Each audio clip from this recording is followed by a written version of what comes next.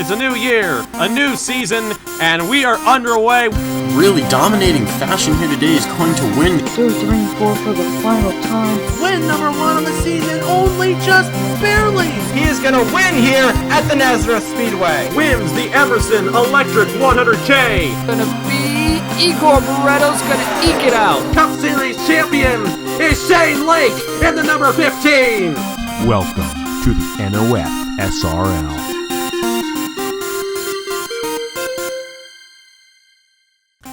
Every year, the NOFSRL Cup Series begins its season with the Great American Race. But before we begin the Great American Race, we first must determine the front row and the starting positions. And tonight we begin that process with single car qualifications for the Season 10 NOFSRL Cup Series Daytona 500 here from the Daytona International Speedway. This is the NOFSRL Cup Series presented by Hertz. Hello everybody, this is Napa Fan here, and welcome on this Wednesday evening, not Saturday this year, as in real life they condensed the entire speed weeks. We're doing the same in a way here for the NOFSRL Cup Series, but we're finally at a Homestead for the Cup Series and the Turkey Hill National Series, and we're finally at the place where we traditionally began the season, the Daytona International Speedway. And tonight we're going to be doing single car qualifications to determine the front row for the Great American Race and set the starting lineup for tomorrow night's Mello Yello Duel. Not only that, there are 8 drivers with us here tonight who are trying to lock their spot into the Great American Race on time. 40 drivers, the 40 full-time drivers are all locked in on a charter, but the 8 drivers who advanced their way from the AutoNation 300 at Homestead last week are in unchartered rides tonight. And if any of them qualify in the top 2 positions, they are going to be locked into the Daytona 500. Otherwise, they're going to have to race their way in tomorrow night. Join alongside a couple of relatively new faces here to the NOFSRL. I've called both of them before, but great to have them along. Brennan Wilmington and Chase Harris. And I'm just going to start with you, Brennan. You owned a team in the Turkey Hill National Series, so you have experience around those Turkey Hill National Series drivers already.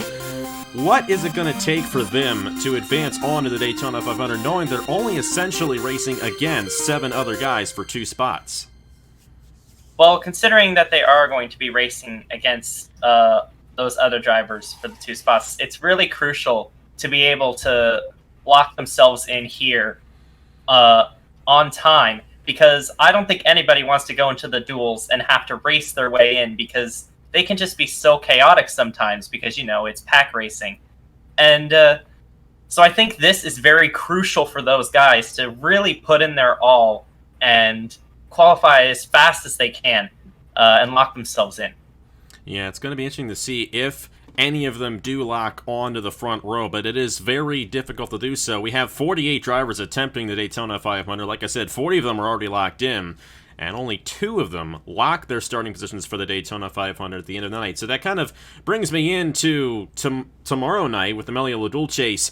We have all these guys who are trying to get a good starting position for the Mello Yello Duel as well, but last year, the Daytona 500 champion, Alexander Rowe, was one of the slowest qualifiers in Daytona 500 qualifying, and he races away from the back to the front in the duel. So if you can't lock in to the front row, do you want to start in the back for the Mello Yello Duel, considering how crazy those races could be tomorrow night?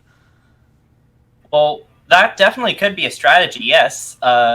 If you are one of the slower cars, just kind of hanging around towards the back, avoiding the wrecks early, and then getting your way up towards the front towards the end of the race is definitely a viable strategy, and is one that we have seen happen, like you mentioned, with Alexander Rowe. So I would expect to see some drivers do that in the duels, but right now we're focused on the single car qualifying.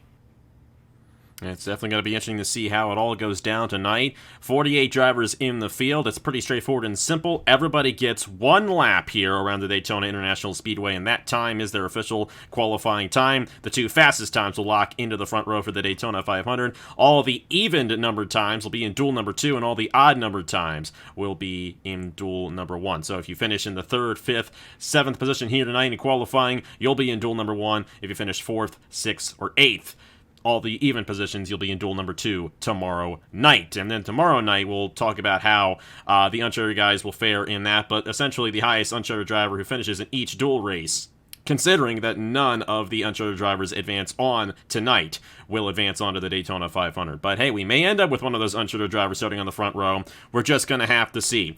The order here, the qualifying order, is in the description, and it goes by the lowest amount of points in Season 9 to the highest amount of points. And for those guys who were not in Season number 9 or did not race in any races in Season number 9, it goes by Napa Fan wins. And we have one driver who has never made a start on Napa Fan who's going to lead us off here tonight, and that is the number 5 machine of Ben Young. So let's go ahead and get started. Single car qualifications here from the Daytona International Speedway beginning right now. Let's have a good time tonight here from the Daytona International Speedway in the NOFSRL Cup Series, Season number 10.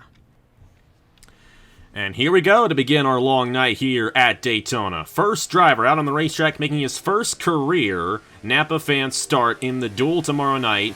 He's got a lot of Cabela's Cup Series experience, however. This is Ben Young, number 5 for Father Fruit Motorsports. This car was driven by Keegan Thompson last year. The team moved over to Ford, and let me tell you, this scheme looks very good on a Ford machine.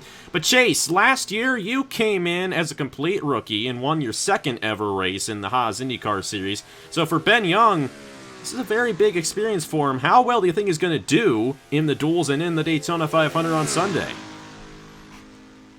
You know, Daytona is a really unpredictable track, and you tend to see a lot of great racing. So I would not be surprised, even if he does qualify in the back, to see Ben Young come to the front.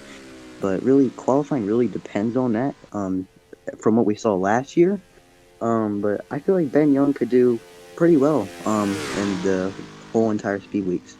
We're just gonna have to see. 201 consistently through 1, and that speed picks up at the exit of turn number 2.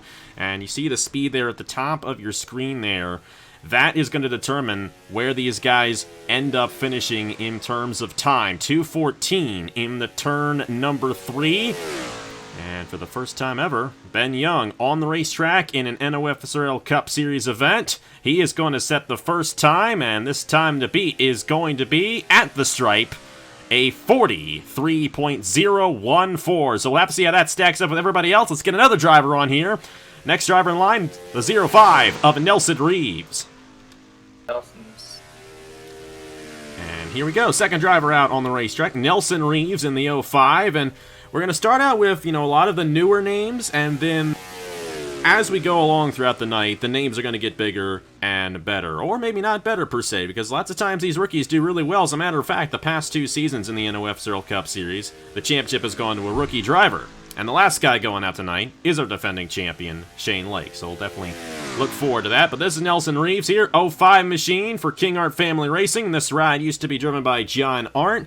First time that the 05 has been driven by anybody other than John Arndt in the NOFSRL Cup Series. Kind of like with Alex Bowman filing into the 48 in real-life NASCAR this year. But definitely going to be interesting to see what Nelson Reeves can do. This is a pretty solid team. Definitely have a lot of expectations for Nelson Reeves coming into this season. 202, 203 through the corner. He's picking up speed there at the exit. We'll have to see what he clocks in here in just about 20 seconds.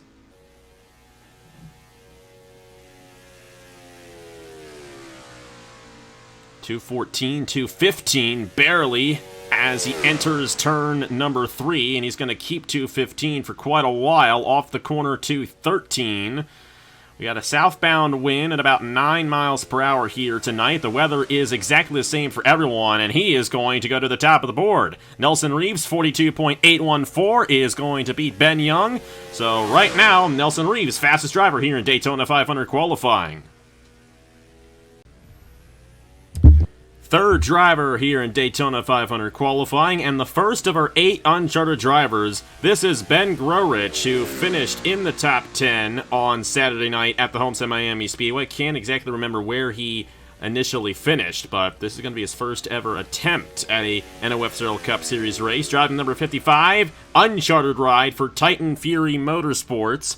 And he is a driver who, if he wants to lock his spot under the Daytona 500, he's going to have to beat at least Ben Young at this point at a 43.014. But we're still very early on in this session, so he's got to put down a blistering fast time if he's going to have any chance at locking the night. If not, he's going to have to race his way in tomorrow night in the duel. But around turn 4 to begin his qualifying lap at 2:03 across the line. It's interesting. I really like watching the uncharted drivers in these types of races, or in these types of qualifying, because, there's going to be 8, which is going to be really stressful on all 8 of those uncharted drivers, so that really puts the nerves up a lot higher to make the Daytona 500. It definitely does. 2:12 into the corner. This is not looking like a fast time for Grorich, unfortunately, which means that he's probably going to have to race his way in on the duel. 2:12 off the corner here. Ben Grorich had a good night at the Homestead Miami Speedway, but he is a new driver, so maybe not enough experience quite yet to get a good time there. Currently slowest, 43.200. He'll be third, and that means he will have to race his way in tomorrow night in the Mello Yello Duel. Let's get to the next driver, another uncharted driver. It's Roberto Crown Jr. in the number 29. Here we go for the 4th driver of the night. The Angel Racing Uncharted Ride. I believe it's the first time Angel Racing's had an Uncharted Ride here in the NOFSRL Cup Series, and this is Roberto Crown Jr. had a topsy-turvy night in the Homestead race of the Turkey Hill National Series on Saturday, but definitely was very excited to possibly getting an opportunity to have a hot seat this year, and wouldn't you know, he's got one for the Daytona 500. Let's see if he can make some good on that in the number 29 machine. But Roberto Crown Jr. coming around turn 4 to begin his qualifying lap, and he's already much faster than Ben Grorich was that last run around. And like you said, and like what Chase said, in the last guy that was going around, since this is an uncharted car, there's more pressure for him to perform. And I've also seen Roberto Crown Jr. very excited to be in the Turkey Hill National Series.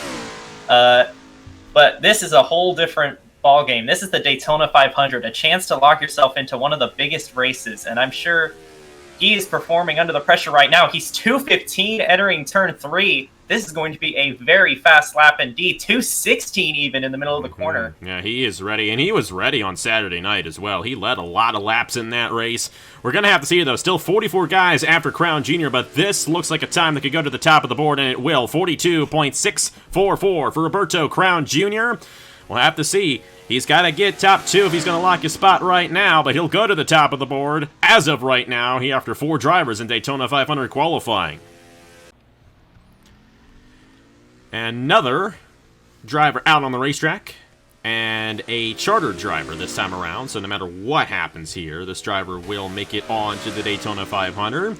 And this is the younger brother of another rookie that we have this season in the NOFSRL Cup Series, and that other driver has already made a pretty big name for himself in the NOFSRL, but Brock Nelson here in the number 51 hasn't made as much of a name. We're going to have to see what he can do. This is a new team, another Angel Racing machine, and we saw the power in Roberto Crown Jr.'s car. We're going to have to see if Brock Nelson can bring that same fire to the 51 here. He's rolling pretty good off the corner. We'll have to see what he can do, but Brock Nelson made a start in the Junior Johnson Memorial Shootout last summer, but other than that, this is going to be his second start tomorrow night in the Mello Yello Duel.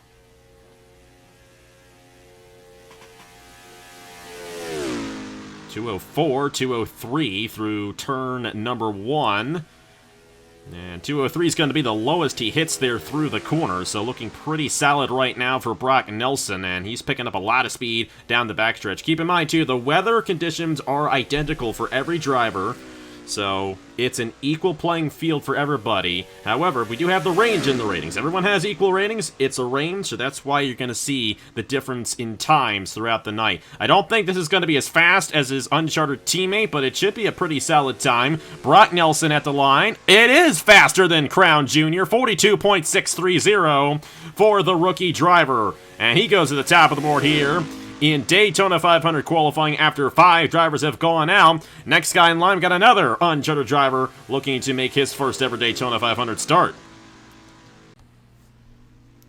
6th driver of the night here in Daytona 500 qualifying. This is Aiden McCrow, who was the last driver to essentially get one of these uncharted rides for the Daytona 500. Finished 9th on Saturday at the Homestead Miami Speedway, but since Trey Bartow finished inside the top 9, he was able to get that last position, and he is attempting in the Buck Racing number 2 machine, sponsored by Blue Microphones. And you are hearing my voice through a blue microphone right now. So, there you go. I have to see what McCrow can do. He's made a couple of starts, had a solid night at Homestead on Saturday. Just going to have to see. Not much to really go off of Aiden McCrow's resume here on Napa Fan. Of course, that's how a lot of these drivers we've had so far have been. A lot of these guys have made only a handful of starts. McCrow, 2:05 at the line. Fastest time is a 42.630. The Fords have been pretty fast so far, particularly the Angel Racing machines. I'll have to see what Buck Racing can do, as they took over the Allen A. Dale Racing team from last year, which was driving Chevy, and it's now a completely new team with Ford, so we'll have to see how that all goes down for him this season. Going down the backstretch, down up to 210, 211, entering the corner at about 214, so maybe a little slower than what the previous 2 cars did, but still looking to be a pretty good time coming down to the line, still carrying 212, and at the line, the time is 42.880. Yeah, 880. That'll put him in the 4th position. So that essentially means he will have to race his way in tomorrow night. Not a bad time, but not good enough to lock on here tonight at Daytona. Next guy in the line, another uncharted driver, Stephen Cucalon in the number 76. Next guy in line, our 4th uncharted driver to qualify here tonight. So, already halfway through the uncharted guys, but of course, a lot of the uncharted guys not as experienced on Napa Fan, which is why they're on this end of the list here for qualifying order.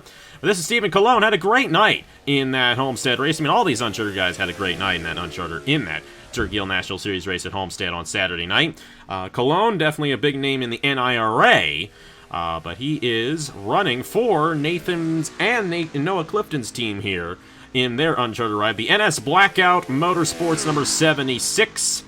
And we're just going to have to see what this 76 can do. As far as I know, this is the first Chevy to go out on the track here in Daytona 500 qualifying, and it's looking pretty fast. 205, 204 at the line for Cucalon. Have to see what he can do here in this total 76 Chevrolet. He's going to have to put up a good time if he wants to lock in, because the 2 Angel Racing cars, Brock Nelson and Roberto Crown Jr., both put up really good times. Down the backstretch, it's looking pretty good so far. 208, 209, 210.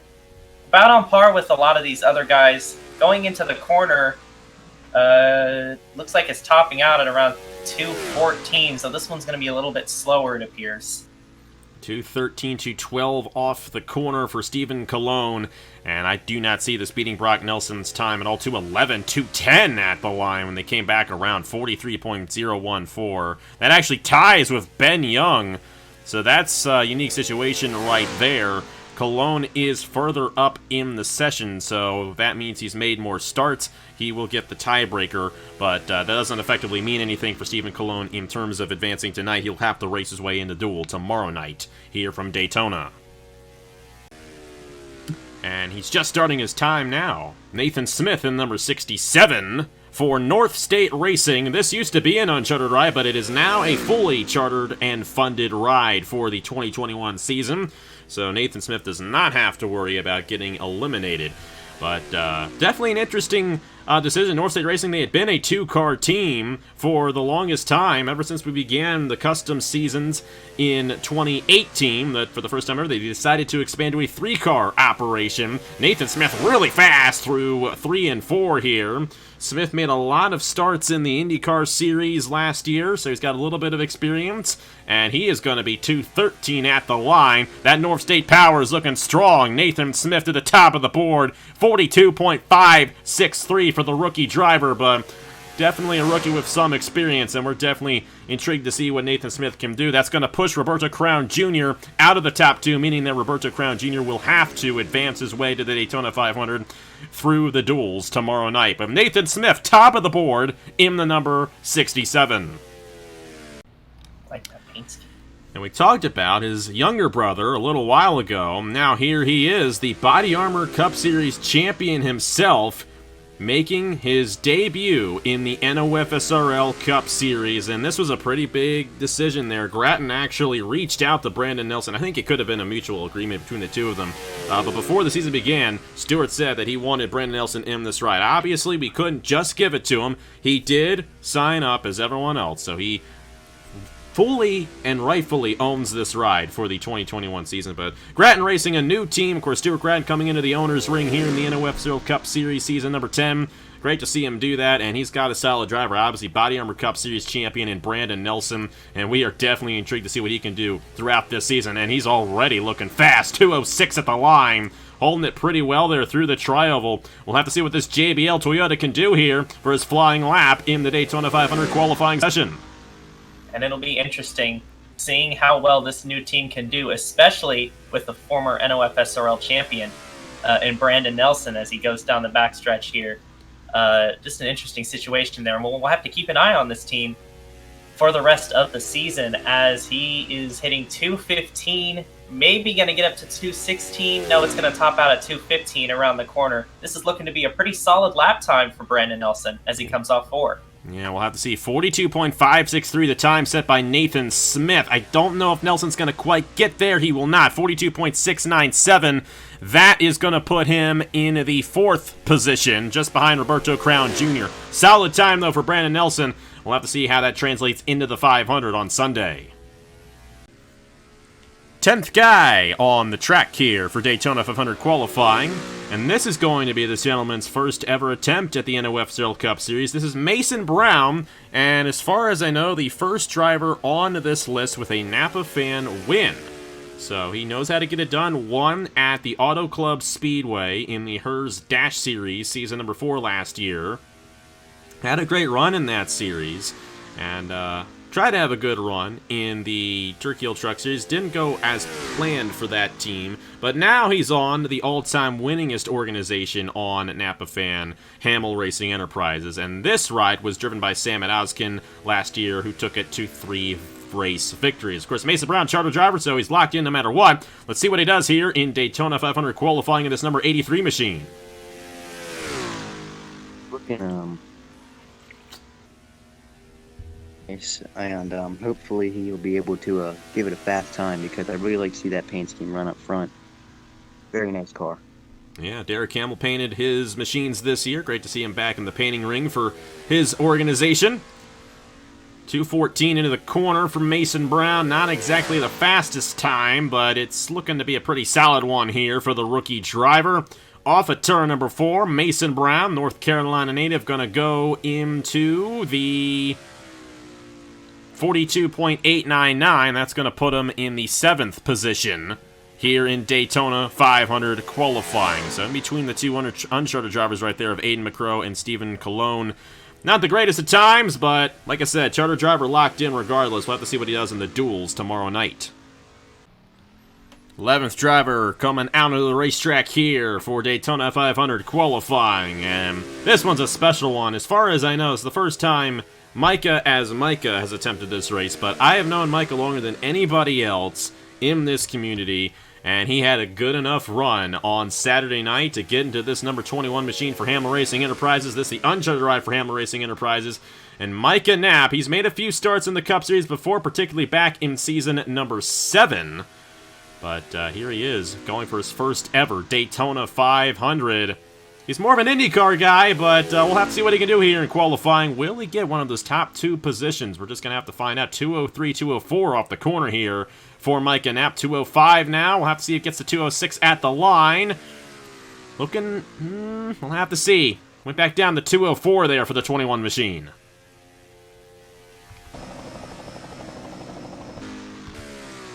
Notice with the Dodges is they have not looked that fast so far. Hopefully Mike will be able to change that, but so far the Dodges have not really run as well as, say, the Fords.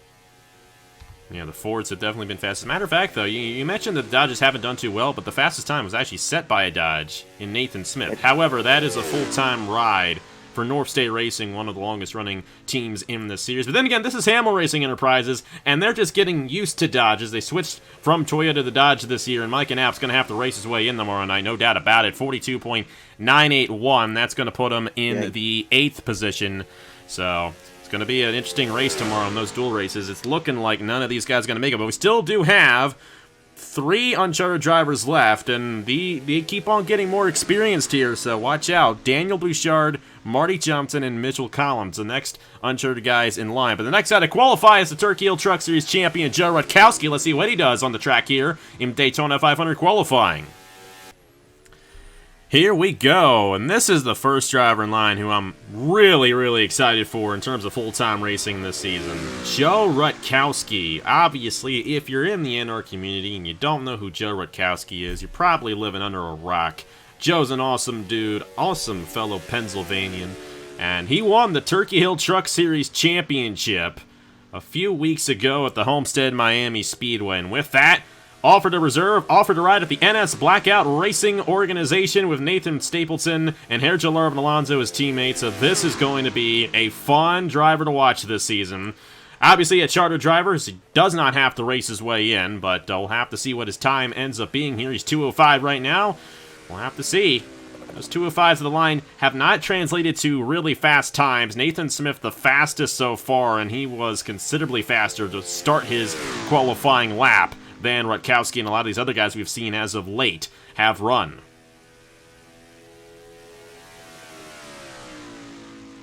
Picking up speed down the backstretch. Up past 210, let's see what the speed is like in the middle of the corner here. Going up to 214. It looks like it's topping out at 214, so maybe not the best of times here for Joe Rutkowski.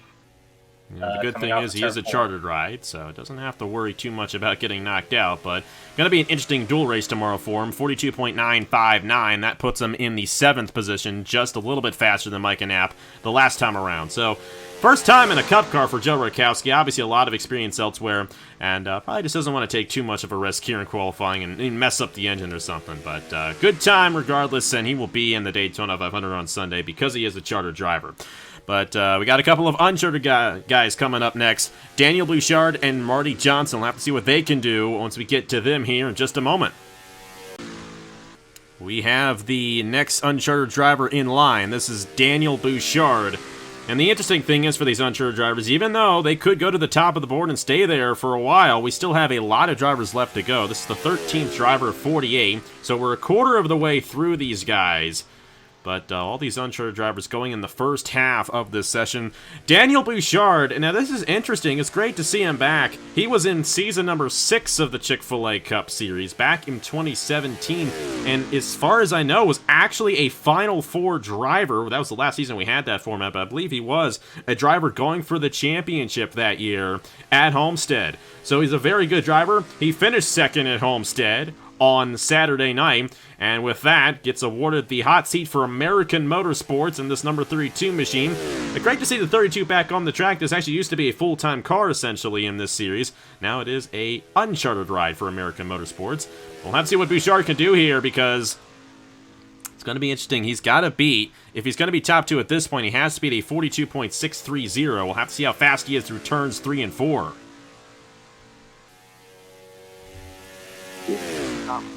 Bouchard. I don't know if I don't think he's going to get that top 2.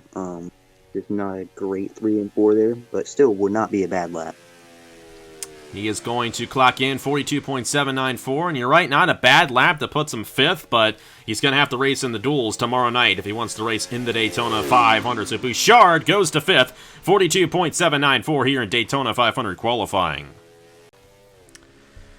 Well, here he is, probably the most popular uncharted driver qualifying for this race, and what a race it was on Saturday night when Marty went to victory lane in that AutoNation 300. Let me tell you, you know, Marty has every right to win this race, like I said on Saturday night, because he does not run this series. So he is going for a legitimate Daytona 500 win. The one he won in his own series does not count, in my opinion. So let's see what he can do in this uncharted ride. I know a lot of people rooting for him, including Matt Tuck. This is the Bartow Tuck Team Velocity number 52 uncharted ride for Marty Johnson. looking to advance on to the Great American Race here tonight, but he has not got a good time there, good speed at the line. This is going to be interesting to see where he clocks in.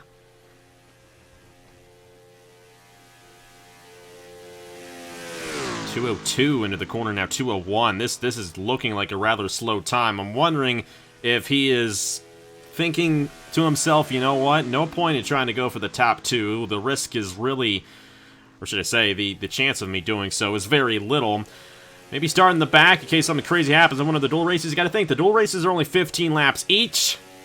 Just going to have to see, but we saw Alexander, who eventually won the Daytona 500, qualify deep in the field. All Marty has to do is beat all the uncharted drivers in his dual race to advance on, so we'll have to see what he can do tomorrow night in that dual race, because that was not a good enough time. 43.037. That is 13th quickest overall so far of 14 drivers. Not exactly what we expected from Marty there, but it's been a while since he's been in a Cup car. He's been an owner the past few years.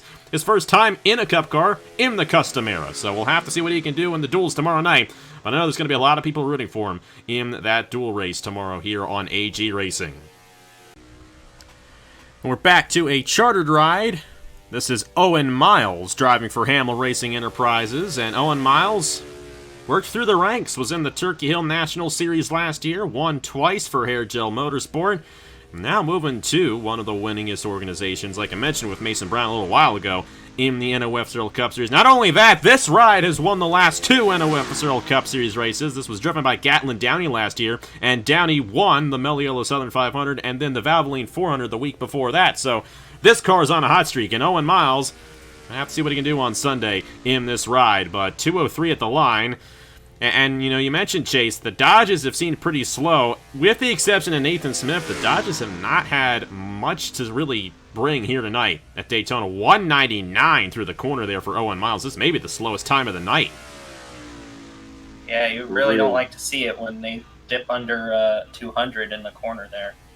We'll see if he picks up any speed heading into the corner, but it's not really looking like it. 212, maybe 213. No, it's topping out at 212. It's going to be a very slow time for Owen Miles. No doubt about it. This is probably going to put him below Ben Grorich there in the 55 machine, but he is chartered, so nothing to worry about. And like I said, last year's Daytona 500 champion started deep in the field, Alexander Rowe, so for these chartered guys, really all that matters is the race. 43.389, that's slowest here in Daytona 500 qualifying after 15 entries. Here is the last unchartered driver to qualify here tonight from the Daytona International Speedway, driving for Trinity River Racing, Mitchell Collins in the number 80. And Mitchell is a pretty big deal for your organization, Brennan, because he got you your first ever Napa Fan owner win right here at Daytona last August. Yeah, indeed. I was really excited for that, and I'm really excited to see how Mitchell does in this race, in this unchartered car, number 80. I'm just really excited to see that he is in a NOFSRL Cup Series ride, and I'm definitely going to be keeping an eye out on him personally.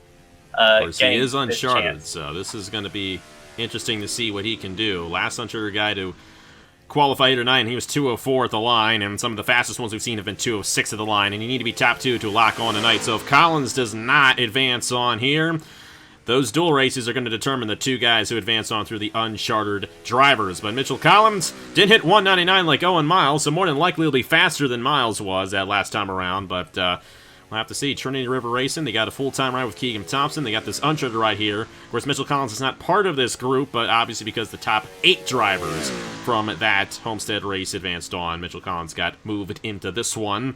And he'll have to race his way in tomorrow night in the dual race, no doubt about it. At the line for Mitchell Collins, it is a 43.143. That will put him in the 14th position. So he's going to be deep in the field for one of those dual races tomorrow night. But everyone's going to be racing for those uncharted positions tomorrow night in the Mello Yello Duel. So no one left out there. Tough rating for Mitchell Collins, but we still got to keep on going on. Next guy in line, it is a returning veteran to the NOFSRL Cup Series, driving for American Motorsports. Took him long enough to get going here, but Jordan Lopez, back in the NOFSRL Cup Series, and I believe this is one of the first veterans that has returned to a full-time ride this season. ran in Season 6 of the NOFSRL Cup Series, was in the Turkey Hill National Series last year, made a couple of starts. But Jordan Lopez, kind of famous for winning his first ever start on Napa Fan, all the way back in 2016 in the Thanksgiving 500. Definitely his biggest win of his career. Great to have him back full-time in the NOFSRL Cup Series. Replacing here Jalarbin Alonso here at American Motorsports. This was a very solid ride last year of Alonso behind the wheel. We're going to have to see how the Portuguese driver does here this season in the number 28 machine. Oh, yeah. No, definitely. I don't actually know. I could say something about Lopez, but I really haven't. I've never gotten to watch him race too much, I don't think so. But he's got some interesting shoes to fill. This car went to victory lane at Kansas last year. Quite a. Hi, guys. Also, I showed up. Yes, Matt's here now. He missed Marty's run earlier, so he's a little bit late to the party, but I don't think he wanted to see Marty's run. Hey, you got the last two guys. You got Baird and Shane Lake at the end of the night, so we're building right up to the good stuff for you. That front row lockout, but Jordan Lopez is... Not looking too sporty right here. This is a bit of a slower time for this American Motorsports machine. Lopez will go to a 43.228. Yikes, that's 15th quickest overall, but he's a charter guy, so he's just going to be starting deep tomorrow night in the dual races. Could easily advance his starting position tomorrow night. But tough right there for Jordan Lopez. Still, Nathan Smith and Brock Nelson, the two fastest guys. We'll have to see if anyone beats them as we roll through the night here in Daytona 500 qualifying. Here is another champion, and Trey Smith won that Turkey Hill National Series Championship last year, driving for North State Racing, moves over to Full Frontal Motorsports in a very nice ride. They redid this scheme. I redid the scheme for William Brock's team, but the first Full Frontal guy on the racetrack here tonight, Trey Smith, a Turkey Hill National Series champion, won here at Daytona last February in the Turkey Hill National Series, so a lot of high hopes for this organization to bring on this champion to the team. We'll have to see what he can do here in Daytona 500 qualifying. 2:05 right now. This is shaping up to be a rather stout time for Trey Smith. Yeah, Trey's looking really fast in that 92 car right now. And so I'm really thinking that Trey could end up getting in that top two, but we'll just have to see here. He's slowed it down quite a bit there through the corner, unfortunately. Got 2:01 there. So I don't think this is going to compete with Nathan Smith's time, which Nathan Smith set a blistering pace there, 42.563. No one has even come close to that yet here tonight, but we are yet to be halfway through these guys, and a lot of the better drivers are still to come. Not to say Trey Smith isn't a good driver, obviously a past champion in the Turkey Hill Series, defending champion over there, but it's not going to be the best of runs for him. 42.944, that will put him in the 11th position. No, excuse me. That's actually going to put him in the 9th position. So pretty solid time right now, about midway through the field. We'll have to see what he does tomorrow night in the dual races. No, I don't know. Christopher Alfveby. Great to see him full-time in the Cup Series. Been around a couple of years and got this full-time ride at Angel Racing. This, I will say, Alfveby is carrying this team this year. No doubt about it, because you got Brock Nelson, true rookie. And, they're guys in the Turkey Hill National Series. Their best guy is pretty much Braden Perez, but even in the Turkey Hill National Series, there really isn't much experience. Alfveby is the experienced guy, and he's a rookie of the series. But you got to think, Angel Racing, they've done pretty good things over the years, over the past couple of years, I should say. So we'll have to see what Alfveby can do here in qualifying and throughout the season. Great to see Christopher Alfveby behind the wheel of a full-time ride here in the NOFSRL Cup Series. 2:05 at the line, and held it pretty well as well. So we'll have to see what Alfveby can do here as he completes his qualifying lap. The other two Angel Racing cars that have gone in this session have been pretty fast. So we'll see if Alfveby carries the same speed as his teammates. And right now it's looking like he actually is on a pretty good lap here. Entering the corner at 2:13. Maybe might get up to 2:15 in the middle of the corner. No, it's going to top out at... He hit 2:15 for a second there. I think he's going to be the slowest of his teammates right there. Of course, Brock Nelson, Roberto Crown Jr., second and third. Alfveby, it's going to be solid, but not solid enough for a stellar time. 42.908. That puts him in the 9th position. So, about midway through the field, slowest of the Angel Racing guys, but like I said, the dual races are really where we're going to see this starting lineup form up. But right now, Nathan Smith and Brock Nelson still holding on to that front row for the Daytona 500. Next guy in line, American Motorsports, coming up with their first full-time, actually second full-time ride, excuse me. Forgot about Jordan Lopez there. I'm sorry, man. Logan Williams in the number 38 machine. He is a rookie to the NOFSRL Cup Series as well, but yet, like Owen Miles, one of these drivers who was in the Turkey Hill Series last year. As a matter of fact, a lot of the guys we're going through right now were in the Turkey Hill Series last year, which is kind of where we are in the points right now, because we're basing this off of points from last year, and of course, we're leading all the way up to champion Shane Lake at the end of the night, so we're now in that little range of guys who did run a few races last year, but didn't obviously run the full season, so they only have a few points in the Cup Series. Logan Williams, though, driving for American Motorsports full-time this season, so he's locked into the Daytona 500 no matter what. Driving the number 38 Mission Barbecue Ford Shelby Mustang. This should be a very good season for Logan Williams. He had a pretty solid season for Hair Gel Motorsports last year. We'll have to see what he can do this season, driving for American Motorsports. And he'll obviously be one of several. Well, there's a lot of Daytona races going on this weekend, so I honestly don't know how many big trophies Logan Williams is going for this weekend, but he'll be going for a lot. I know he's going for multiple in that 38, and he's holding good pace so far. So far, so good on this lap. We'll tap out at 2:15. This is going to be interesting here. At the line, Logan Williams is going. He's going to have a solid time. Held in 2:12 for a little bit of time right there. A 42.912, a little bit slower than I was thinking, but 10th quickest for Logan Williams. So not a bad time at all. Be starting midway through the field in one of the dual races tomorrow night. 21st guy on the racetrack. This is Ethan Lewis coming in hot for Buck Racing. The new organization took over the charters from Allen A. Dale Racing last year. They actually added a charter as well, so they got three drivers on their team this year. Ethan Lewis, Brett Cira, and Cody Sill.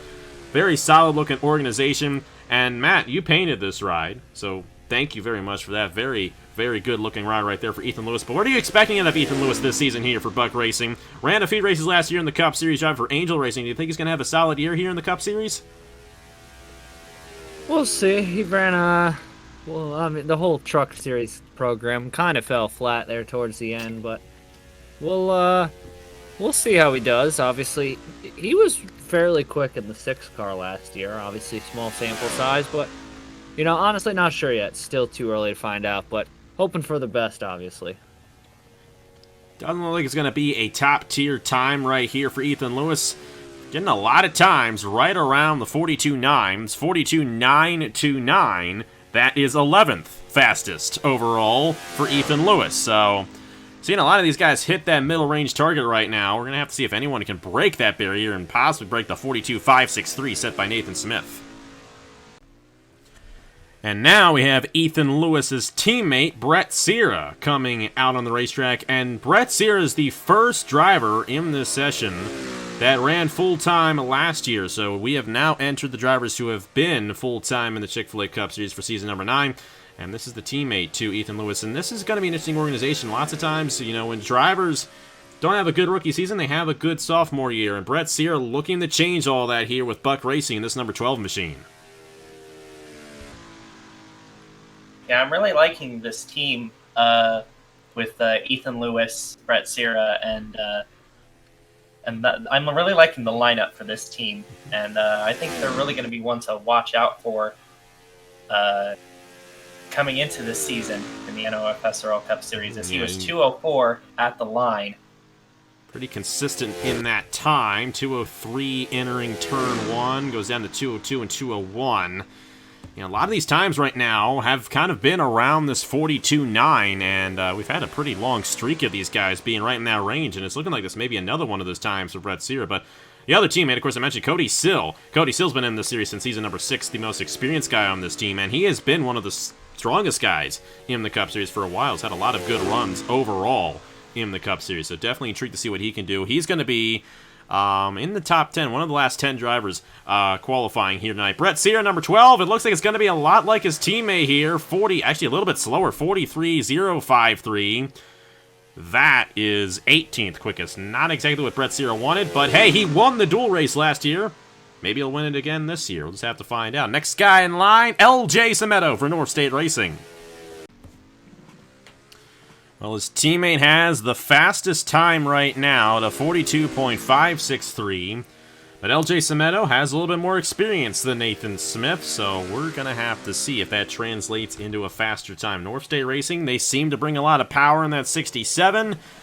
Are they going to have that same power in the 66? We're going to find out right here. LJ Semedo, not the best of rookie seasons last year. Great to see him back, though, here in the NOFSRL Cup Series, season number 10. And this time, he's got a full season under his belt. He ran in the Smooth Fest on Saturday night, so he's now one of the big boys, one of the veterans here of the Cup Series, and great to have that status on him. And, returning to the same team as well, that's a big step for LJ Semedo in his career here in the NOFSRL Cup Series. At the line, doesn't look like he's going to hit 205, and once again, we may be looking at another one of these 42.9s that we've been seeing quite a bit of as of late here in this session.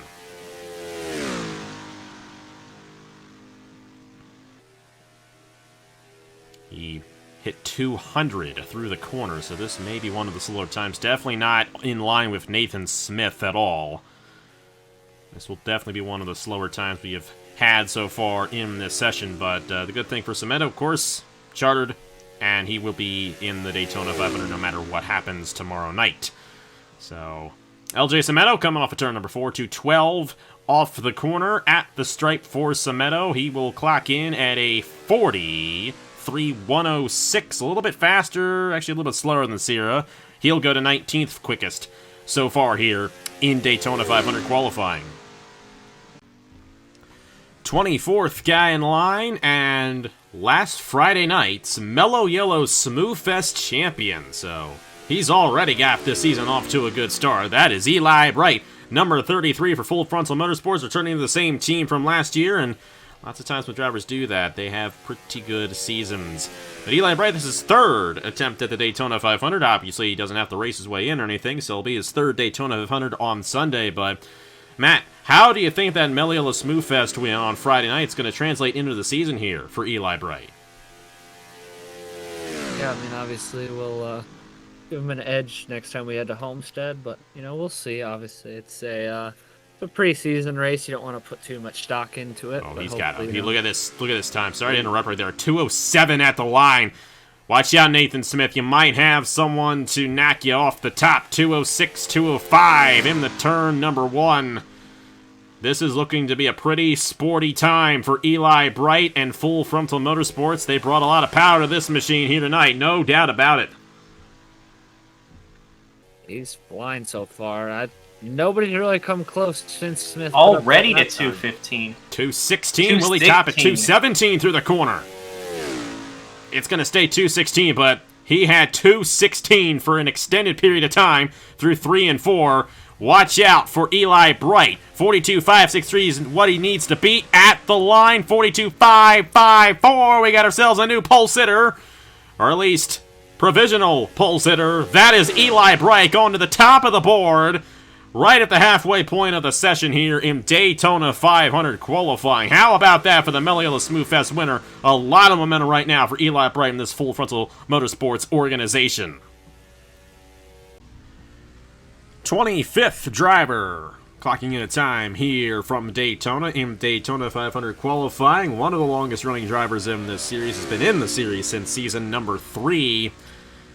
But you know the drill. He's never won a points-paying race in this series, the longest losing streak in NOFSRL Cup Series history.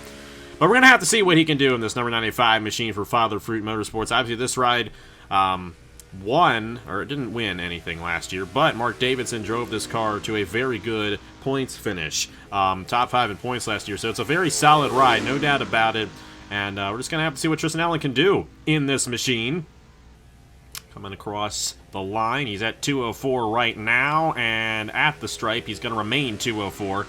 So I don't think this is going to rival the time just set by Eli Bright, but should be one that finds himself midway through this qualifying order. And it's going to be very difficult to beat Eli Bright's time, because that was just an absolute blazing fast time. But I said that earlier, about Nathan Smith's time, and Eli Bright came along and beat it. So you never know. Someone could go out there and post an even faster lap time. Yeah, especially considering a lot of the names we have here. I mean, these are guys who were very good last season. Starting to get higher and higher in the points from last year. So, going to be interesting to see if anyone beats that time of 42.554. Tristen Allen's going to go to a 43.123. That'll put him 21st overall here in Daytona 500 qualifying. Next driver in line, number 16, Patrick Smith for Grattan Racing. 26th guy to qualify here tonight. This is Patrick Smith, who unfortunately wrecked out in the Smooth Fest the other night. But looking to put that behind him in the Jack Daniels, number 16 for Grattan Racing. And this is another one of these guys on this Grattan Racing organization, teammate to Brandon Nelson and Zachary Fitzwater. And Patrick Smith's been around for a while, started his career at North State Racing, moved over to the Anderson Racing team from last year. That team folded, and he ended up here at Grattan Racing, which took a lot of the assets from Anderson Racing, if you want to pretend that that's how it happened. But Patrick Smith here, 204, now 205. This isn't going to be an Eli Bright time, but it should be a solid one here for the veteran driver. Smith is looking pretty good. Again, as you said, not Eli Bright time, but I do think he will definitely get a top 10, or he'll be in the top 10 at the moment after this lap is done, unless he makes a big mistake. We're going to have to see. He was pretty fast there through turns 1 and 2. Down the backstretch, 211, 212. He's going to hit 213 into turn number 3. When Eli Bright went through here, it was 216 a majority of the lap, so he really had a good time. But Patrick Smith, this is probably going to be midway through the field again. I see a lot of these times that kind of run right there in the middle of the field here tonight. 43.008 puts him in the 16th position so far here in qualifying. So not a bad time for Patrick Smith. Have to see what he does in the duels tomorrow night. Here we go for the 27th driver of the night and the first of the full-time Bartow Tuck Team Velocistar ride. So I'm sure you're glad to see this 53 machine on the track, Matt. But Thomas Troxell driving for this team once again. He won 3 races last year with this team. Won at Talladega, won the NOFSRL 500, and the Pocono race, the longer Pocono race that we had in June. So Troxell has won a lot before in the Cup Series, but outside of that, it was not a very consistent season for him, but still got those W's, and obviously this team with high aspirations for season number 10. Coming out of turn number 4 here to begin his qualifying lap, Thomas Troxell looking pretty solid. He's hit 205 right now. That's a pretty good time right there. Holds it across the line just barely as he goes back down to 204, but this could be a pretty solid time here for Thomas Troxell. Yeah, we'll see. Dips down. I actually don't know what the turn 1 times are supposed to be, but 201 isn't too bad. Pick that speed right back up down the backstretch. Yeah, definitely speed coming back there, but yeah, it was a weird year, but if we can, I'll take maybe a win or 2 less if we can at least get some consistency, maybe have a shot to outright win the Owners' Championship. It's not the win record, but winning the Owners' Championship this year would definitely be our goal. We'll have to see what Troxell can do from this starting position, 43.018. That'll put him just above Marty Johnson in the 19th position, so not the best of runs, but those dual races could definitely move him around quite a bit to start for the Daytona 500. So good run there for Troxell. Get on to the next guy in line. It is number 99 of Brad Stover. 28th driver of the night. Tiny Fury Motorsports veteran Brad Stover. 4th season with the team. Been with this organization since Customs began in 2018, and that was his rookie season here in the NOFSRL Cup Series. Last one, Rockingham, North Carolina, season number 8. It's not been the best of seasons for this 99 team since then. Started off really well, had a really good rookie campaign, but past couple of years have been rather dismal for this organization. But we'll have to see if they can turn it around. They got Sam Odkin joining their team this year. We'll have to see what he can do in that number 71 machine. But Brad Stover here, number 99, he's already at 205. Oh, here we go. We could have ourselves a fast time here out of Brad Stover. 207 across the line. this is going to be one of the faster times of the night.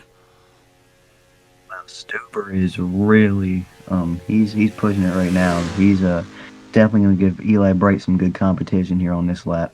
Yeah, I'm not sure how close he's going to come to that 42.554. That's the time to beat for the pole. Of course, the top two lock their spots in the Daytona 500. And Brad Stover trying to get some Dodge power up there. Of course, Nathan Smith in the Dodge already in the second position, but Nathan Smith currently on the bubble. 2:17. Guess this is going to be the top of the board right here. This is going to be the new fastest time. Brad Stover was 2:17 throughout turns 3 and 4 at the stripe. He's going to clock in at a blistering pace of 42.401. Not even close to anybody else right there. Brad Stover to the top of the board here in Daytona 500 qualifying by 15/100ths of a second. That was solid right there. We're going to have to see if anyone can beat that time here tonight, here as we continue on in Daytona 500 qualifying.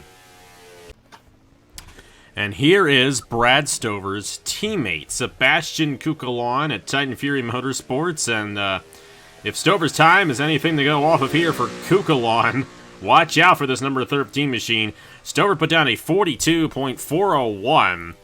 Much faster than everybody else so far here in the session. And it's going to be hard to beat that time here tonight. But we still have a lot of solid drivers left in this session to put down times. And they're going to keep on getting better as we go on throughout the night. Sebastian Cucalon, going to be his third season in the NOFSRL Cup Series. Began in season number 8 for Titan Fury Motorsports. Has been with this organization since his career began. Won the Turkey Hill Series Championship in 2018.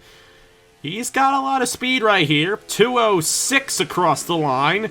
I don't think this is going to rival Stover, but this should be a pretty solid time to put down here in Daytona 500 qualifying.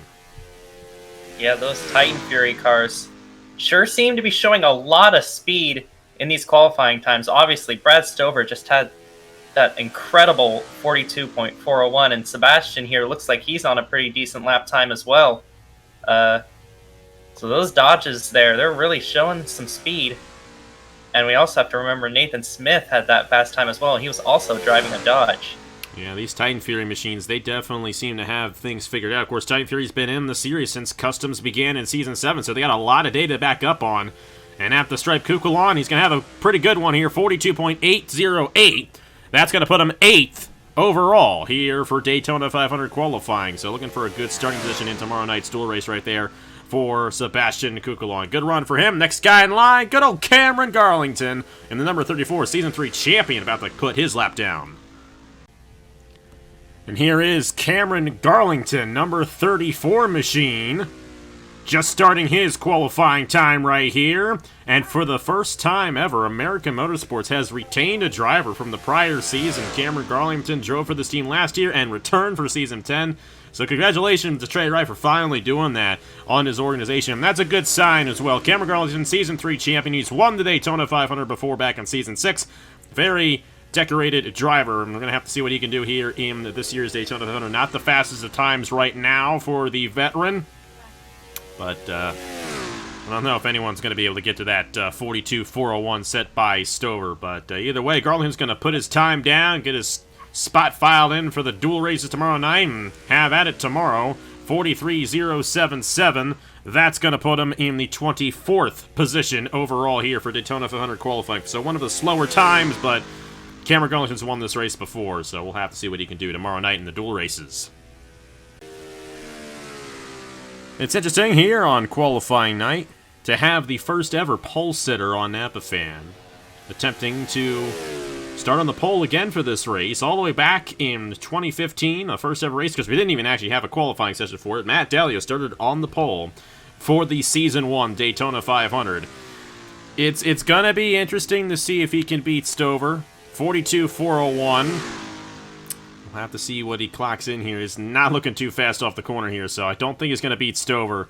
But Matt Dalio, definitely a very historic driver to Napa Fan Racing. The one that he doesn't really have in this series is a Daytona 500 win. He's won the championship before back in Season 4, but that's really the biggest accomplishment he has. I don't think he has too many Crown Jewel wins, essentially. So Daytona 500 win for Matt Delia would be huge, but it's such an honor to still have Matt Delia driving, one of only 3 drivers who have been in every single season of the NOFSRL Cup Series up to this point. He, along with Jesse Turner and Zachary Fitzwater, and of course, we'll get to Turner in a few drivers here, but Turner, obviously the winner of that first Daytona 500 back in 2015 when Matt Delia started on the pole. Delia's going to have a solid time here. He hit 215 through the corner just a little bit. And at the stripe, this should be an honorable time for Delia. 42.830 will put him 10th overall. Solid time for the Season 4 NOFSRL Cup Series champion of Matt Delia. 32nd driver of the night here in Daytona 500 qualifying. Ace Garcia going to be his 5th season in the NOFSRL Cup Series, but it's been a while since he's gone to victory lane. As far as I know, the last time he won a race was Kentucky Season 7 when he was driving for Friesen Motorsports. Now, been with this HRE team since season number 8, so veteran to this Hamill Racing Enterprises machine. But the interesting thing about Ace Garcia, even though he's been on this team that whole time, he's probably the one driver who's driven for Hamill who's not won for Hamill before. Derek Hamill with 27 career owner wins. None of them have been from Ace Garcia, so definitely know that Ace wants to give Hamill his first owner's win with Ace Garcia behind the wheel. That was a very odd way of saying it, but Ace Garcia, he's a veteran. He knows how to get it done. We'll have to see what he can do on Sunday in the Daytona 500. 205 at the line. Not looking like it's one of the faster times here for the veteran driver. Yeah, and that fact that he is one of the only drivers that hasn't won for Hamill, that's got to really be a monkey on his back. And what better race to shake that off than in the Daytona 500? Looking like not a terrible time here. Going to 215 in the middle of the corners, but it's not going to be challenging any of the faster times that we've seen earlier. This should be around the middle of the pack. Yeah, he's been rather consistent on this lap, so we're expecting a pretty solid time, actually. 42.775. Oh, wow. That was actually pretty good. 7th overall for Ace Garcia. He'll be starting up front for one of the dual races tomorrow night. Good job there out of Ace Garcia for Hamill Racing Enterprises. Here we go. Here comes Danny MC, number 79, Hers Toyota for Otter Island Motorsports. The only scheme in this series that has essentially driven ever since we began customs back in season number 7, and it's going to stay that way. Let me tell you that, the old Hersmobile. And the unfortunate thing for Danny McMillan, though, he hasn't won since season 7 at Rockingham, North Carolina, so an even longer losing streak than Ace Garcia. 5th season this year for Daniel McMillan's been around the same amount of time as Ace Garcia. Both of their careers very similar when you think about it, but we'll have to see what McMillan can do. He actually started on the front row for this race last year. Will he find that same magic again here tonight? He's 202 off the corner. Not looking like it for McMillan right now, but hey, anything's possible. We'll have to see what he can do here in this Hers Toyota. 204 across the line. This may be one of the slower times of the night here for Daniel McMillan. McMillan goes into one here, and so far not a good start to this lap. Hopefully he'll be able to pull something crazy off, but at this point I'm not seeing it happen. Yeah, 200 through the corner right there, and, you know, it could be the way they have it set up for the race tomorrow. They're not expecting to get a good qualifying time, so they got it set up to race very well in the duels tomorrow night, looking for a solid starting position through that, but hey, Dana McMillan, he's a chartered driver anyway, so he doesn't have to worry about missing out on the 500. But it's been a long time since he's gone to victory lane in this series, and I'm sure he'd love to go back to victory lane this season in season number 10. At the line, 43.226. That's going to put him very deep in the field. 31st. So only Jordan Lopez and Owen Miles slower than him so far here in Daytona 500 qualifying. Next driver in line, you know who he is. Good old Fitzy. Well, as Trey Wright would say, the man, the myth, the legend himself, Zachary Fitzwater, coming out on track here for Grattan Racing. He'd been driving for Marty Johnson's team, Beast Racing, for the longest time in the number 9.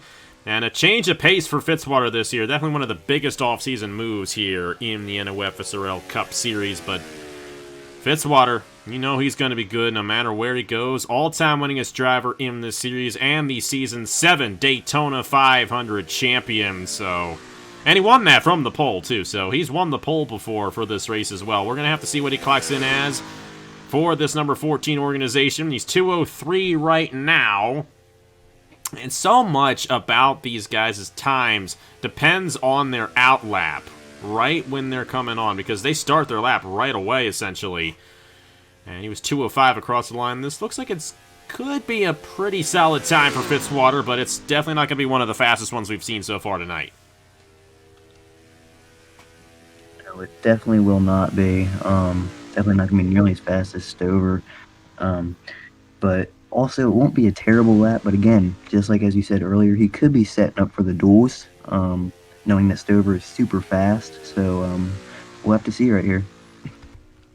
And Zachary Fitzwater been in this series ever since we began. One of only 2 drivers who have actually driven in every single Chick-fil-A Cup Series race. Matt Dalley, the one who missed out in the Season 3 Daytona 500. 43.006. That'll knock his teammate from 20th, and Fitzwater will go to the 20th position. So not the best of runs for Fitzy, but we got the duels tomorrow. We'll have to see what he does in those. And now coming out onto the racetrack, guy who won the pole for the Mello Yello Smooth Fest, even though we didn't have qualifying for that. Keegan Thompson, driving for the only single-car operation this year. Even they're not really even a single-car operation because they do have an unchartered ride, but for the most part, only one chartered ride for this team. Trinity River Racing, Josh Williamson coming on board here in the NOFSRL Cup Series, and the number 82 machine here of Keegan Thompson. Going to see what he can do in his second Daytona 500. Definitely taking a leap of faith joining this single-car team, but I have a lot of faith that they're going to have a good run this season here for Combos and Pilot Flying J and Buc-ee's and all the sponsors Josh got on this thing. 2:04 across the line may not be one of the faster times here, but Keegan Thompson, we'll have to see what he can do as the rest of the season rolls along.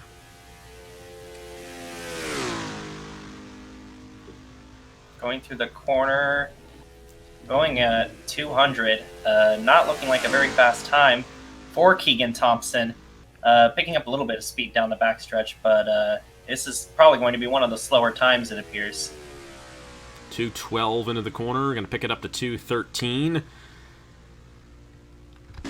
Doesn't look like he's going to get any faster than that, so this is going to be one of those middle-of-the-road times here for Keegan Thompson, but that's just the way it goes right here. He's going to clock in at a 43.129. That's going to put him deep in the field at 30th. Not exactly what Thompson wants, but at the same time, in preseason Thunder, they blew an engine, so they want to be careful here in qualifying. Don't blame them. Get to the next guy in line. How about the legend himself that won the Season 2 Daytona 500, Mr. Edge, Nicholas Semedo.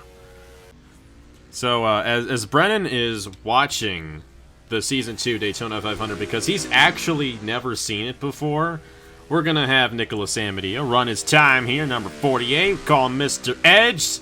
Season 2 Daytona 500 champion for Zidell Motorsports. He's been with this team ever since Customs began, back in season number 7. Actually, am I right about that? I think I'm right about that, yeah. Season 6 was the season he missed, so yes, he has been on this team since season 7. But Semedo, obviously, one of the legendary drivers. He's actually gotten a better resume in the Haas IndyCar Series, a 2-time Indianapolis 250 champion as well, so he's a little bit better over there. Definitely looking forward to see what he does in the IndyCar Series this year, but obviously, he's got his Cup resume to work on as well. He's never won a championship before in the Cup Series, so we'll have to see what he can do this season. I don't think he's going to get a good lap time here. Wasn't too fast across the line, but definitely want to take care of your car heading into the duel and then heading into the 500 on Sunday. So, Brennan, have you seen the finish yet? Yes, I did. I just saw it. What did you think of that? That was pretty crazy. I mean, I'm not sure what I was expecting, but that was pretty nuts. That was... I'm definitely going to have to catch up on more of these races.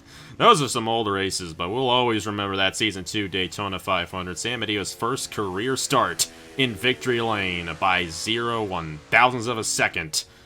The Daytona 500. 43.089. That'll put him 28th. So, not the best of times for Semedo, but he'll definitely be able to race his way through in the duel tomorrow night. Let's get to the next driver in line. His teammate and my good buddy Andrew Miller for Zidell Motorsports. And here comes Semedo's teammate, my good friend Andrew Miller, number 24 machine. Got his first career NOFSRL Cup Series race victory last year at the Auto Club Speedway in the number 24. 205 across the line here. I think he's going to be faster than his teammate, let's put it that way. 203, 202 now in the corner. But Andrew Miller had a great season last year, won twice, and definitely looking for more this season with Zidell Motorsports. Obviously, he's got great teammates in Fisher G and Nicholas Semedo to bounce off of. And I think this team's going to be just as good as they were last year. 214 in the corner. He's going to tap 215 a little bit there. It's going to be one of the faster times I think we've seen.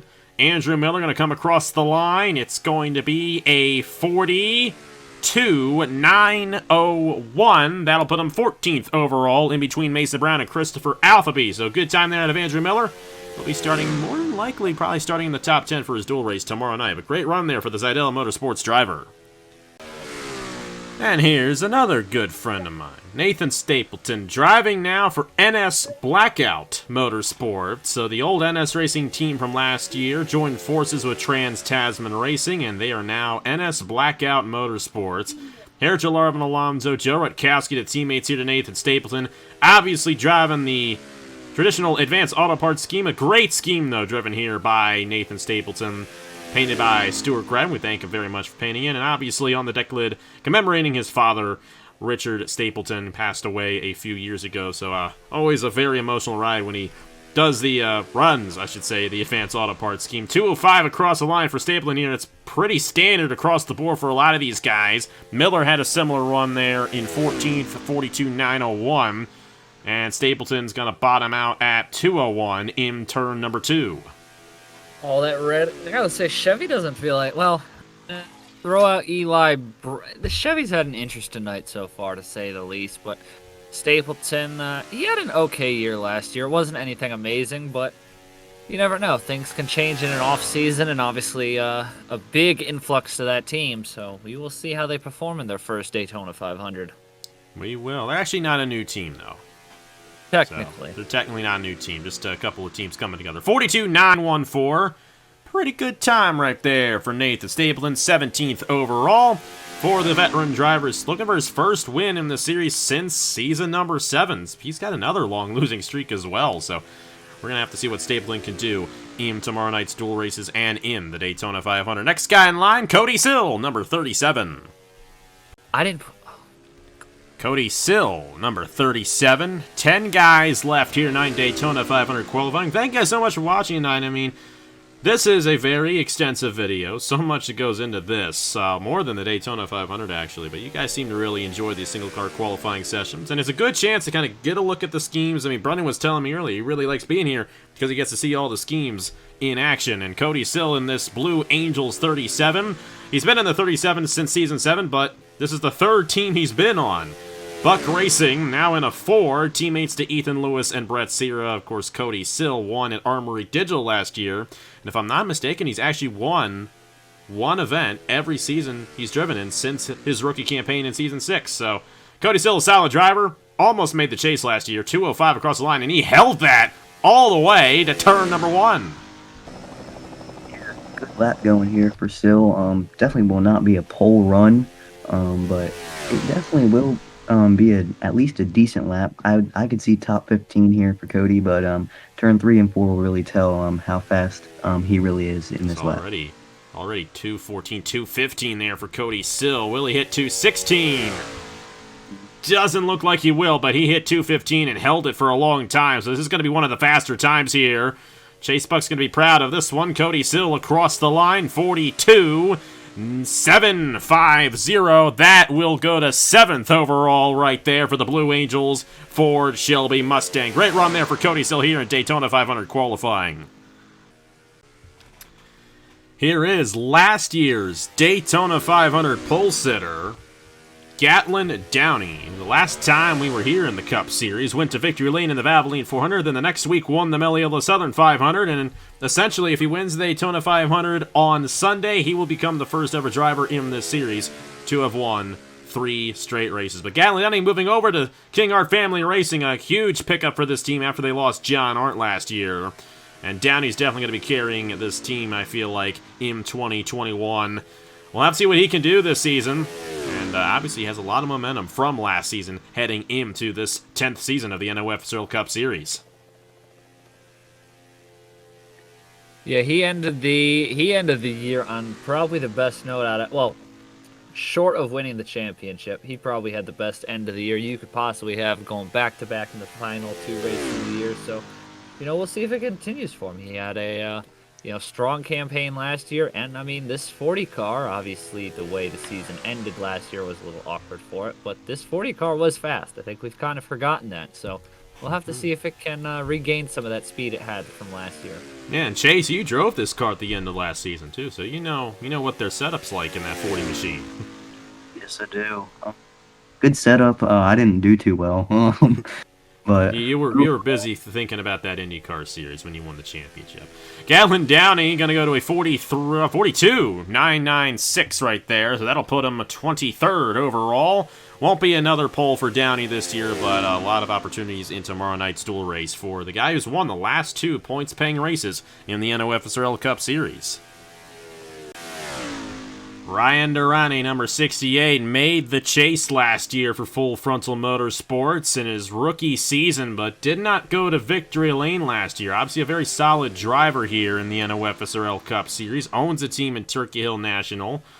And we're going to have to see what he can do right here in this number 68 machine for Full Frontal Motorsports. Same team from last year, so that usually transcends and transpires into a pretty good season the next year around. But not like one of the faster times here. Of course, his teammate Eli Bright is way up there in second, still holding on to a solidified spot on the front row for this Daytona 500. But Ryan Durrani here, 2:13 entering the corner. Doesn't look like he's going to hit 2:15. It's looking like it's going to be one of the slower times of the night.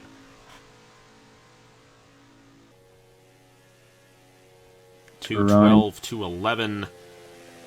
He will go to a 43.086, a little bit faster than I thought it was going to be. That'll put him in 32nd position, just ahead of Nicholas Samedios. Not the best runs there for Durrani, but hey, maybe he won't wreck out this year in the dual races like he did last year. Hey, next guy in line is probably the most legendary driver on the channel, the first ever winner on Napa Fan, Jesse Turner, and the number 77 going to clock his time in right now. Here is the gentleman himself, Jesse Turner.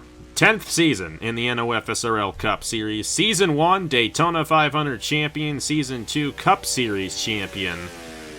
He did win a race last year. Ever since the early days of this series, he really hasn't been that good, but he's obviously got a lifetime contract with us regardless of what he does, because he is such a gentleman and such a good driver regardless. We're going to have to see what he does here. It's not looking like he's got 204 off the corner, but we've seen some guys go 205 off the corner, especially Stover and Bright. But this does look like a relatively faster time than what we've been seeing as of late, so we'll have to see what Turner can do here in the number 77. And he had an interesting up and down last year. Obviously came up just short of Indianapolis. Had that wild win in the All-Star race, though. That was... Came out of nowhere late in that final segment and just blew by Fitzy for the win. So he had an up and down year, but mostly down. But where it was high, I will say he made the chase last year, so it wasn't all that bad for Turner last year. I think last year was actually one of his better seasons, and hopefully he can keep that momentum up for this season. We're just going to have to see. He's got a pretty good run here. We'll have to see where he clocks in. It's going to be a 42 lap time. I know that much. It isn't. 43.044. That's a little bit slower than I expected. Thought he was going to have a little bit more than that. That's going to put him down in 30th. Not exactly what I was expecting out of that lap time. I thought he was going faster. Tough break there for Turner. Just the way it goes. 6 guys left. Next guy in line, Fisher G in the number 7. Here is the final Zidell Motorsports driver to take the racetrack here tonight in qualifying. This is Fisher G in the number 7 machine. And Fisher almost won the Truck Series Championship again this year, but we all know what happened a few weeks ago in that finale race at Homestead. But regardless of the fact, really good in the Truck Series. He had a great season last year.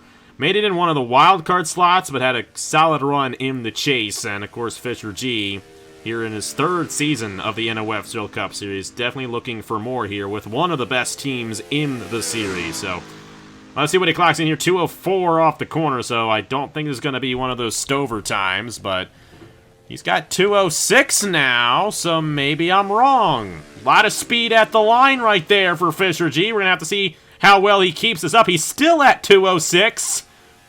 And he finally hits 205 entering turn number 1. This could be one of the faster times of the night. It sure is. He's got a good lap going here. Hopefully he doesn't mess it up in turns 3 and 4, but this could be an extremely fast lap time if he's able to pull this off. This definitely could be. 215 already. Will he hit 216? There is 216 in the turn number 3. I don't know if this is going to be good enough for Stover. Stover was hitting 217 at one point, but Fisher G is going to be up there. He may knock off Eli Bright for the front row at the stripe. Fisher G, 42.573, fourth fastest overall. That, at the moment, is good enough for a front row spot in the dual race tomorrow, but not enough for a front row in the Daytona 500. Still an excellent time for the Zidell Motorsports driver of Fisher G. Hair Gel Arvin Alonso, the guy who keeps on retiring, but always comes back. He didn't actually announce retirement at the end of last year, though. Great season at American Motorsports. He replaces Wyatt Quayle at NS Blackout Racing, and he is coming into this season with high expectations, no doubt about it.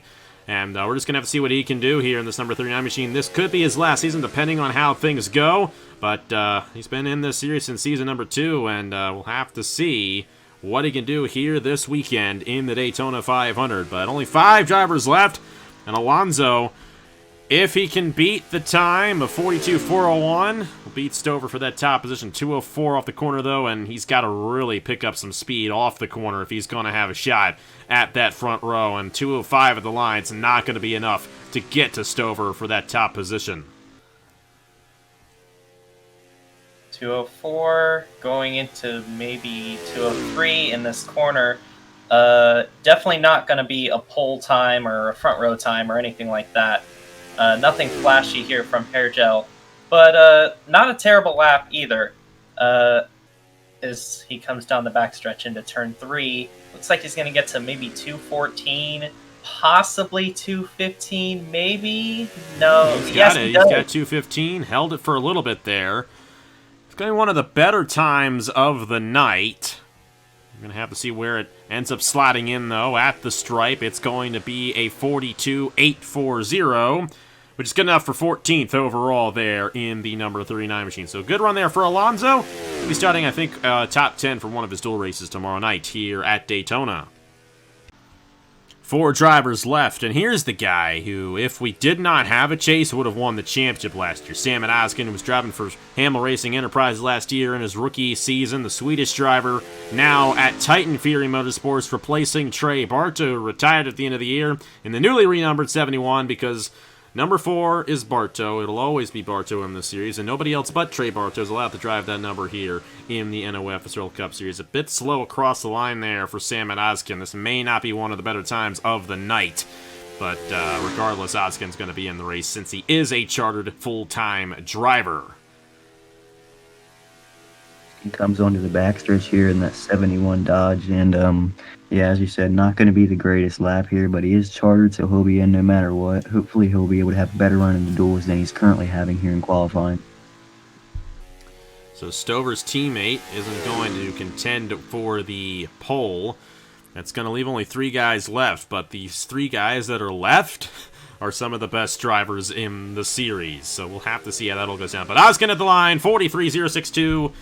Overall, not too bad. That will place him 34th, so kind of bad. But like I said, he's chartered, doesn't have anything to worry about in terms of missing the race, but he will have to work his way from the back to the front in the dual races tomorrow night. Well, here he is, Alexander Rowe, defending Daytona 500 champion. And he had a good season on top of that as well. He only won twice. He won Daytona and Phoenix. Did not win after the pandemic, interestingly enough. All this, it was like Joey Logano in a way last year. But he was still up there in the points. Actually, I think overall finished 3rd in the points last year. And definitely one of the best seasons he has had. when he joined North State Racing last year, and he's back with North State Racing, back in the John Deere colors. He didn't qualify well last year, but he ran well in the race, already up to 203, 204 now. He's not giving the good run off the corner, but if Alexander Rowe taught us anything last year, you do not need a good run in qualifying to do well in the race, and we're going to have to see what Rowe can do in that race on Sunday, defending his Daytona 500 championship. Yeah, and obviously Rowe trying to go back-to-back in the Daytona 500, trying to pull a Denny Hamlin, I guess. Going down the backstretch at about 209, 210, probably going to enter turn 3 at around 213 or 214. So not the best lap from Alexander Rowe, but again, he won this race from towards the back last year. He actually moved his way up in the dual race and started 6th for the 500, so we'll have to see what he can do. 43.012 is actually better than what he did last year. 28th fastest for Alexander Rowe. 2 drivers left, Matt. Your guys, the past 2 champions of this series, Nathan Baird and Shane Lake, coming up next. But Alexander Rowe in 28th. We'll have to see which duel he ends up in for tomorrow night. Here we go. Last 2 drivers of the night, both for Bartow Tuck Team Velocistar, and both the past 2 defending NOFSRL Cup Series champions. Nathan Baird almost won the championship last year, though, but Shane Lake got him right in the final race. And Nathan Baird was like, hey, can't beat him? Join him. And that's what Nathan Baird did. Nathan Baird, Shane Lake going to be teammates at Velocistar this season. And they're, of course, the last 2 guys to qualify here tonight. Matt, I'm sure you're excited about this one. Yeah, obviously, hoping reverse jinx here, hoping we get last row here. That would be, ideal would be last row, but again, reverse jinx here. 203 off the corner there. Not exactly what Baird wants here. Oh, Yikes, well. This one's not. You may have actually... You tried the reverse jinx, but you may get what you want. I mean... Who knows? Who knows? This game doesn't like anyone, honestly. Well, if Baird doesn't get front row, which odds are he's not, that means that Stover will lock the front row for the Daytona 500, and it's going to come down to Shane Lake to beat him for the pole.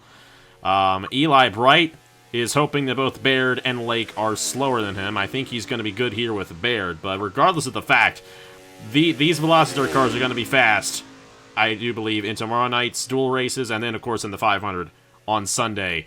But not a good run here for Baird. This is actually going to be one of the slower times I think we've seen. 43.132. That is 42nd overall. Dang, we really got the last row jinx. You almost did. Gonna be in the back for the dual race tomorrow. That's all there is to it. Hey, one more guy left. Defending Cup Series champion Shane Lake in the number 15. Well, here we go. The last driver to clock in a time, our defending NOFSRL Cup Series champion Shane Lake, driving for Bartow Tuck Team Velocistar. And unfortunately, coming into this weekend, coming into the season with some heavy hearts. Obviously, some of you know that his wife recently was diagnosed with leukemia. We wish her and the whole Lake family the very best in her fight against cancer. But you may have noticed on the Velocistar cars, the orange ribbon on the quarter panel. And, of course, Shane Lake going to be driving an orange car in support of the battle against leukemia. Tough couple of months for Shane Lake. You know, it was the highest of highs and the lowest of lows for him here, but we'll have to see what he can do here in qualifying. And at the end of the day, it's important to realize this is just an offline series. It doesn't mean anything at the end of the day. And you know, whatever Shane Lake does here in the series does not in any way match up to the battle his wife and even his whole family is dealing with right now. So like I said, once again, our thoughts and prayers with the Lake family. But we are definitely looking forward to seeing what he does this season in this number 15 machine. 205 off the corner here, 206. Hey, Matt, you may have a shot here. 206 across the line. Will he keep it into turn 1? This is going to be interesting here for the defending champion, Shane Lake, the last guy here in qualifying. Will he manage to get a front row position?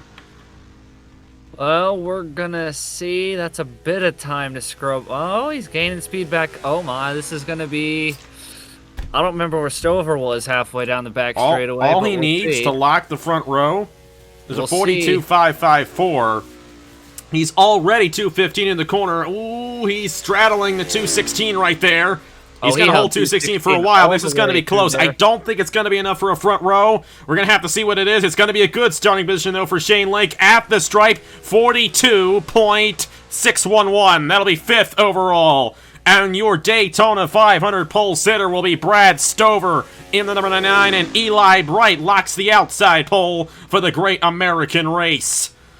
But a good run there for Shane Lake. 5th overall. He'll start 3rd in duel number 1 tomorrow night.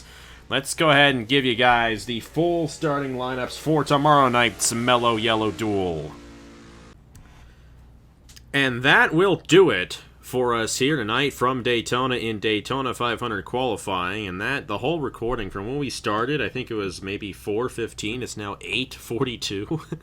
And I took like a 15-minute break to eat dinner. But we are finally done. And there you see your front row, Brad Stover and Eli Bright, going to lead us to the green flag on Sunday in the Great American Race, regardless of what happens to them in the dual race. So even if they wreck out, they still lock that front row.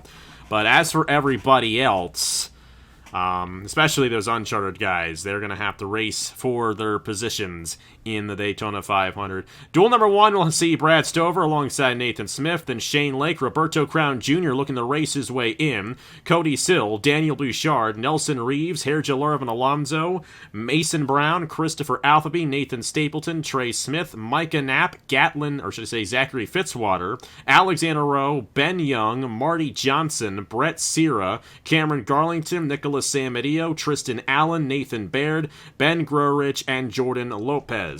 Duel number 2, we'll see Eli Bright leading the field of the green flag with Fisher G, Brock Nelson, Brandon Nelson, Ace Garcia, Sebastian Cucalon, Matt Dalio, Aiden McCrow, Andrew Miller, Logan Williams, Ethan Lewis, Joe Rutkowski, Gatlin Downey, Patrick Smith, Stephen Colon, Thomas Troxell, Jesse Turner, Sam Oskim, Ryan Durrani, LJ Semedo, Keegan Thompson, Mitchell Collins, Daniel McMillan, and Owen Miles. And then in each of those events, the highest uncharted driver will advance onto the Daytona 500, and from there we will set the 42-car field in tomorrow night's Mello Yello Duel. Well, guys, final thoughts of qualifying here. Brad Stover blew it out of the park, but do you think he's going to carry that momentum into the Daytona 500 on Sunday? Yeah, I think, this is such a tough race where I don't know if I'd put much weight into winning the full year. It's obviously significant, but as far as how it's going to carry over, who's going to win the race is whoever's not in whoever. How do I word it? The man who will win the race is not going to be involved in anything to do with the 4 wide out of 4. So that would be my only thing I look forward to is whoever's not in that 4 wide out of 4, they're going to be the favorites to win this race. Yeah, I don't think qualifying is, like Matt said, I don't think it's really indicative of how the race is going to turn out because, single car qualifying and pack racing at Daytona are 2 completely different things. But I'm sure it could generate some momentum for the team. And maybe it'll just, I don't know, it'll just show who has the fastest cars, but again, the fastest cars don't necessarily win the race at Daytona. Yeah, I feel like I'm not sure. Overall, the Daytona 500 is always a crazy race, and you typically end up seeing a 4-wide situation which causes wrecks. So overall, I don't know how qualifying really is going to impact the race at all. Hopefully, the guys that qualified up front can run up front, but at this point, who knows? Gonna have to find out. Brad Stover, a veteran, same with Eli Bright, a couple of veterans on the front row this year, so that experience paid off for them. Nathan Smith almost had it there, but we'll have to see what he does in his dual race tomorrow. But yeah, it's going to be an interesting weekend, no doubt about it. Obviously, tomorrow night, 6 p.m. Eastern Time, right here on AG Racing, it is the Mello Yello Duel. That will determine the rest of the starting lineup for the Great American Race, which will be held on Sunday, noon Eastern Time, right here on AG Racing. Thank you guys so much for watching and liking and everything with this video. This takes a long time, like I said, took 4.5 hours essentially to record. That's not including all the editing I got to do tomorrow for this, so thank you guys so much for all the support you give. Hey, I enjoyed doing this, alright? Don't worry about me. Brad Stover, your pole sitter for the Daytona 500. Thank you guys so much for watching. We'll see you guys tomorrow night for the Mello Yello Duel.